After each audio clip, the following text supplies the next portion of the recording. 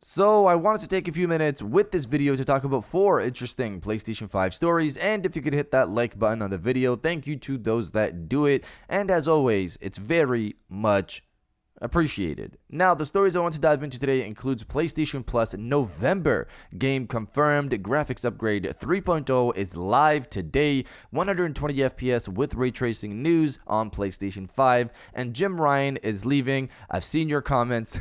We're going to talk about it. First, yes or no, are you happy that Jim Ryan is stepping down or not? This has been a discussion for Fanboy Wars on Twitter/X, and it's interesting to see the outcome of what's being said online about Jim Ryan, and I'm curious where you guys are at when it comes to him. So comment below, yes or no, are you happy that Jim Ryan is stepping down or not? Let me know down in the comments below. Now, diving into the first story of the video, Jim Ryan is leaving. So I've seen your comments on this, and we're going to get to that in a sec. But the focus here is that after 30 years at PlayStation, Jim Ryan is leaving and is leaving his position as CEO that he's been holding since 2019. I'm sure you guys have heard the news and seen the quotes at this point, so we're not going to go deeply into that, but just some of the news quickly and then how people reacted to the situation.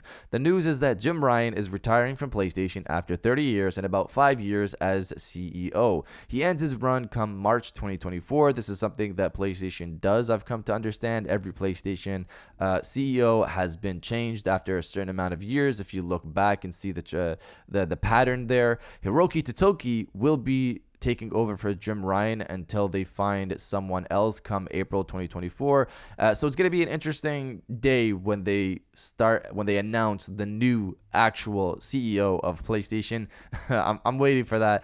Now, as for the reception, there are two sides to the situation here when it comes to Jim Ryan's run as CEO, and I think it's understandable on both ends. On one side, Jim Ryan was the guy that's been through and through supporting PlayStation across every generation since the launch of the platform itself back in 1994. So he pretty much bleeds PlayStation, and I'm sure everyone appreciates the work that he's done over the last 30 years. And as his run as CEO, he's kept PlayStation profitable. PlayStation 5s are selling out, and investors are happy. He's kept the things going through a CV and that whole situation the last few years. The other side of this is from the fans, which don't like how PlayStation has been when it comes to communication over recent years. Since Jim Ryan became CEO of PlayStation, they stopped attending major events like E3 and Gamescom, and they've started having smaller events that we don't know when they'll happen. And first-party studios have become really quiet, and they've been quiet for a while. And we don't know what's going on with them or Factions 2, for example. I'm gonna keep bringing up Factions 2, like Naughty Dog. What is going on with Factions 2? Just give us an actual update on that. But this side of the situation is also understandable. I think it's all right for people to be happy that we're moving on from Jim Ryan, and I think it's also, of course, all right for people to also like him and appreciate what he's done even when he became CEO. Salute to Jim Ryan for what he's done, and let's see who's going to be the next CEO for the next half decade or so. And as for the thumbnails, I've seen some of your comments. Yes, Jim Ryan will, of course, be changed for the next CEO come April 2024. The Jim Ryan thumbnail era is coming to an end, fellas, but at least a new era is about to begin. Enough from me. We're gonna have the games do our talking. Now, diving into the second story of the video, PlayStation Plus Extra and Premium November. Yes, November. I know we haven't even heard what's coming for Extra and Premium for October yet, but we've got news for November, and that is the Minecraft-looking voxel-based destruction heist title, Teardown. It will be coming to PlayStation Plus Extra and Premium come this November 15th on launch day. That's pretty much it for this piece of news, but there's a second part to this, and we're going to talk about that in a sec.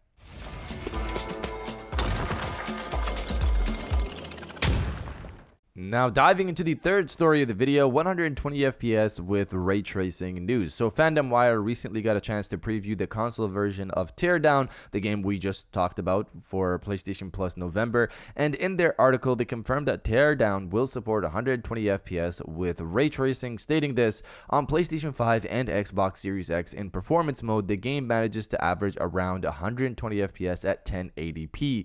Quality mode takes the resolution a step even further, kicking it up to 1620p and averaging 60 FPS. The Series S version runs at 1080p at 60 FPS. The game looks incredibly gorgeous as it utilizes the power of the gameplay's physics system with the added benefit of the lighting system and ray tracing. They don't mention ray tracing is locked to any specific mode, so it looks like at 60 FPS or 120 FPS, this game will support ray tracing, which is crazy for the console space, but the Fandom Wire article does point out, of course, that this game is properly optimized on the console side of things because it's already on PC, and I know there's some issues there when trying to hit under 120 FPS with ray tracing, but being optimized for console is a big benefit, of course, and obviously the game also isn't graphically intensive, but again, still, 120 FPS and ray tracing is a huge thing for the console space, and it's great that this will be on PlayStation Plus day one as well. But you guys let me know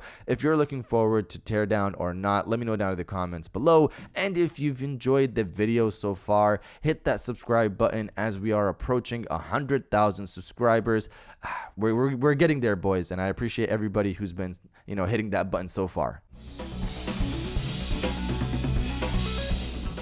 And now diving into the final story of the video, graphics upgrade 3.0 is live today. So last time we talked about FSR 3.0, that video went crazy. I didn't realize by how much until I went back to check on it. It's currently sitting at over 100,000 views so far. So thanks to all of you who watched it. I really appreciate it. In that video, we talked about the release date, and today the first games that support FSR 3.0 have the upgrade going live today, as confirmed by Frank Azor, Chief Architect of Gaming Solutions and Marketing for AMD.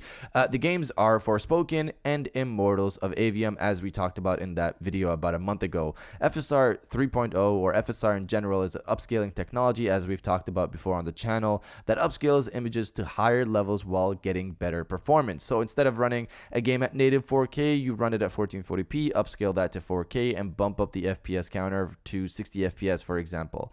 That was FSR 1.0 and 2.0. FSR 3 introduces frame generation. Frame generation is a dicey conversation because, as we understand it, frame generation does improve FPS count, which it does, but people point out that it kind of doesn't as well, and this is where some of the confusion is, and I think I've come to understand it looking into the situation after the last video where I discussed FSR 3.0. So, frame generation essentially adds artificial frames within frames. These frames are not generated by the game itself, so it causes a bit of input lag. This is because usually when you have 60 FPS, a 60 FPS game, and you go to 120 FPS, there is improvement in the picture and in the latency. Frame generation provides half the benefit. Your image will look like it's running at 120 FPS, but your latency will still feel like it's running at 60 FPS if that was the base FPS count, because that's what your game is actually running at. Because again, those 60 frames are being generated by the game itself, and that is what impacts the latency.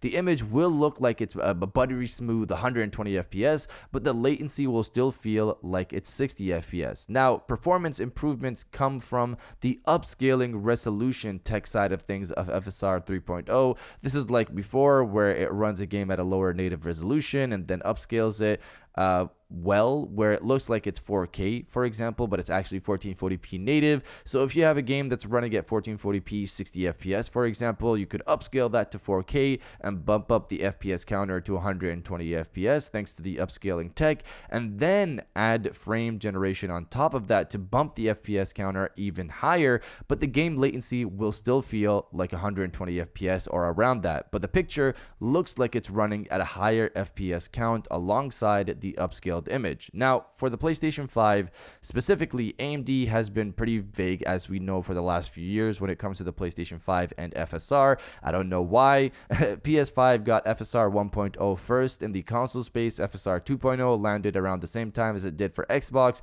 in 2022, and FSR 3.0 supports PlayStation 5 as well. But with this release, we don't actually know if FSR 3 is on the console version of Forspoken and Immortals of Avium, for example. It most likely will be, considering FSR 2 was there as well on the console side of things. But frame generation is the big difference here with FSR 3. It's resource intensive, and consoles might have a problem running it, so I'm really curious to see the test results for FSR 3 and the outcome of its release on console. Either way, it's going live today in some form, and let's see how the tests go and how they come out and what's the results, because some of these benefits will trickle down to the PlayStation 5. But you guys let me know if you've played Forspoken or not. Let me know down in the comments below. And if you guys did enjoy this video, please hit that like button, as it always helps, and subscribe if you're new. I got new videos every Monday, Wednesday, and Friday, and now I'll check you guys out on the next one.